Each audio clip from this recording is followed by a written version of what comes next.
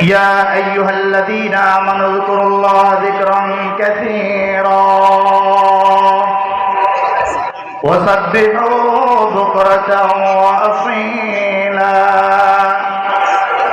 আয় হাবিব আপনি জমিনের মানুষগুলোকে জানায়া দেন, জমিনের মানুষগুলো যেই জবান আমি আল্লাহ তাআলা জমিনের মানুষগুলোকে দান করলাম, হাবিব এই জবান দ্বারা তারা যখন আম্মাকে আম্মা বলিয়া ডাক দেয় আম্মা খুশি হয়ে যায়, আব্বাকে আব্বা বলিয়া যখন ডাকে আব্বা খুশি হয়ে যায়, ভাইকে ভাই বলিয়া যখন ডাকে ভাই খুশি হয়ে যায়।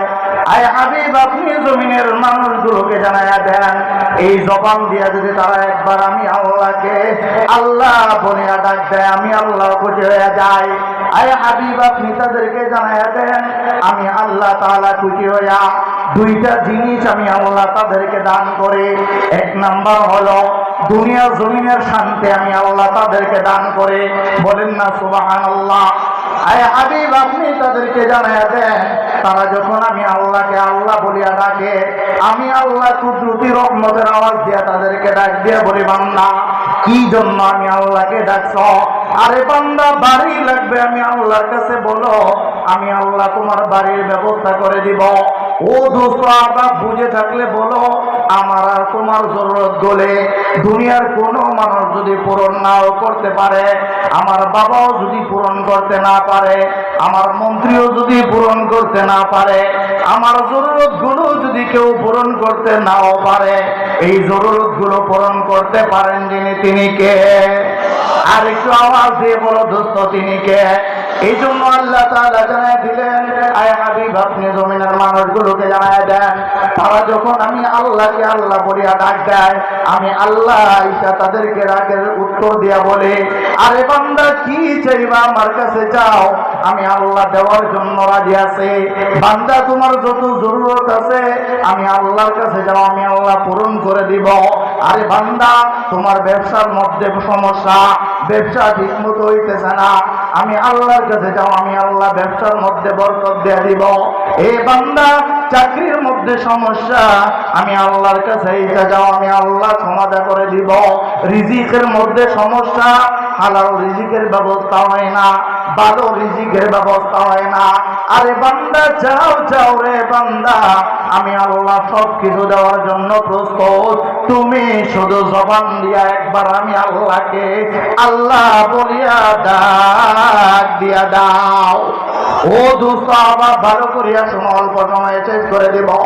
একদল ডাকাত জীবনে কখনো নামাজ পড়ে না, জীবনে কখনো জিকিরও করে না, জীবনে কখনো রোজাও রাখে না, ওদের পেশা এবং নেশাই হইল ডাকাতি করার, চুরি করা। আর এই ডাকাতি করতে করতে মহল্লার মধ্যে পরিচয় হয়ে গেছে, এখন তারা ডাকাতের দল।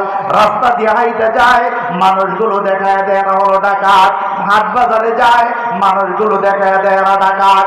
ডাকাতের সর্দার চিন্তা করলেন এই গ্রামে ডাকাতি করতে করতে প্রসিদ্ধ হয়ে গেছে, এখানে ডাকাত নাই, যেই কথা সেই কাজ। ডাকাতের দল সবাইকে নিয়ে চলে গেলেন অন্য পাশের এক মহল্লার মধ্যে গিয়া, দূরের এক মহল্লার মধ্যে গিয়া সুন্দর করে একটা তাবু বানাইছে।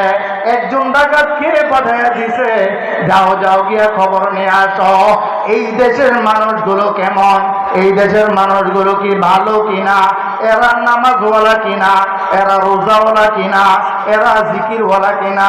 একজন গুপ্তচর গিয়া দেখে, শহরের মধ্যে গিয়া দেখে এই শহরের মানুষগুলো বড় ভালো, শহরের মানুষগুলো নামাজে, শহরের মানুষগুলো তসবিহওয়ালা। আইসা বাচ্চা আইসা চোরকে ডাকে জানাইয়া দিল, ও মহারাজ শোনেন শোনেন, এই শহরে হয়তো ডাকাতি করা যাবে না, এই শহরে হয়তো চুরি করা যাবে না, কারণ এই শহরের মানুষগুলো সব নামাজি, এই শহরের মানুষগুলো সব তাসবিহওয়ালা, এই শহরের মানুষগুলো সব জিকিরওয়ালা। ডাকাতের সর্দার বলে, শোনো শোনো, পাইয়া গেছি এখানে বড় কোনো কৌশলে ডাকাতি করা লাগবে না, বরং শোনো শোনো, একটা একটা করে তাসবিহ হাতের মধ্যে উঠে দিয়া বলে, আজকে থেকে তোমরা সকলেই তাসবিহ নিয়ে হাতের মধ্যে পড়বা সুবহানাল্লাহ। বলেন না কি পড়বে? বলেন সুবহানাল্লাহ। ডাকাতের সর্দার সবাইকে দিয়া বললে, ভাই সবাই আজ থেকে আর কোনো কিছু করা লাগবে না, সবাই তাসবিহ নিয়ে পড়বা সুবহানাল্লাহ। আর সুবহানাল্লাহর অর্থ হলো আল্লাহ তাআলা পবিত্র, আল্লাহ তাআলার প্রশংসা করতেছে। জোরে বলেন, এই প্রশংসাটা আল্লাহ তাআলার করতেছে আল্লাহকে রাজি করার জন্য না ورسوله أرسله بالحق بشيرا ونذيرا وداعيا إلى الله بإذنه وسراجا منيرا أما بعد فأعوذ بالله من الشيطان الرجيم بسم الله الرحمن الرحيم يا أيها الذين آمنوا اذكروا الله ذكرا كثيرا وسبحوه بكرة وأصيلا صدق الله مولانا العظيم وصدق رسوله النبي الكريم اللهم صل على محمد وعلى آل محمد كما صليت على إبراهيم وعلى آل إبراهيم إنك حميد مجيد اللهم بارك على محمد وعلى آل محمد كما باركت على إبراهيم وعلى آل إبراهيم إنك حميد مجيد الحمد لله জামিয়া ইসলামিয়া ইব্রাহিমিয়া ইসহাকিয়া কাজলার পাড়া বড় মাদ্রাসার উদ্যোগে আয়োজিত 2 দিন ব্যাপী সপ্তম ওয়াজিদ ওয়াজ মাহফিলের আজকের সম্মানিত সভাপতি আমাদের সকলের সেরে তাজ উস্তাদুল আসাতিজা সাইফুল হাদিস পীরে কামেল আলহাজ হযরত মাওলানা আল্লামা আব্দুর রহমান সাহেব দামাত বারকাতুহুম আলিয়া, সামনে উপবিষ্ট ইসলাম প্রিয় দিন প্রিয় মুসলমান ভাইয়েরা, পর্দার আড়ালের সম্মানিত শ্রদ্ধেয় মা ও বোনেরা, মহান রব্বে কারীমের দরবারে আমরা অসংখ্য অগণিত শুকরিয়া আদায় করি যে মহান রব্বুল আলামিন আমাদেরকে সুস্থ রেখে ভালো রেখে মহান আল্লাহ তাআলাকে স্মরণ করার উদ্দেশ্যে এই মাহফিলে আসার বসার মতো তৌফিক যে আল্লাহ তাআলা আমাদেরকে দান করেছেন, সেই মহান রব্বে কারীমের দরবারে সকলেই অন্তরের অন্তঃস্থল থেকে কালিমাতুশ শুকর আদায় করি, বলে আলহামদুলিল্লাহ। আরেকটা আওয়াজ দিয়ে বলে আলহামদুলিল্লাহ। মুআজ্জাজ হাজিরিন, আল্লাহ তাআলা আমাদেরকে বানিয়েছেন, বড় আদর করে, বড় দয়া মায়া রহম করম ইহসান করে আমাদেরকে বানিয়েছেন। বানিয়ে আল্লাহ তাআলা আমাদেরকে জরুরতগুলো পূরণ করার জন্য আমাদের শরীরের অঙ্গ প্রত্যঙ্গগুলোকে আল্লাহ তাআলা দান করেছেন।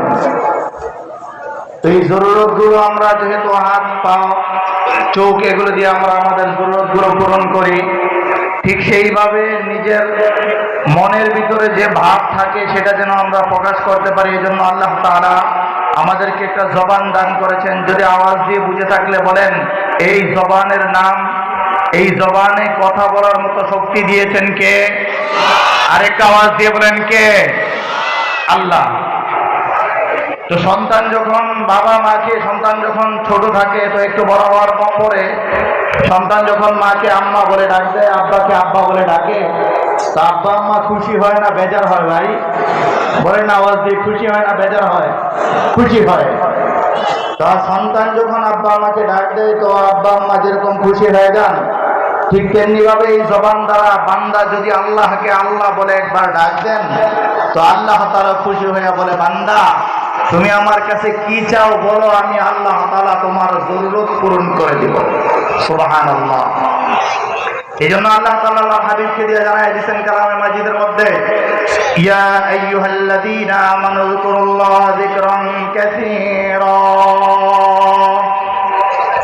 ওয়াসাব্বিহু বুকরাতাও ওয়া আসীলা।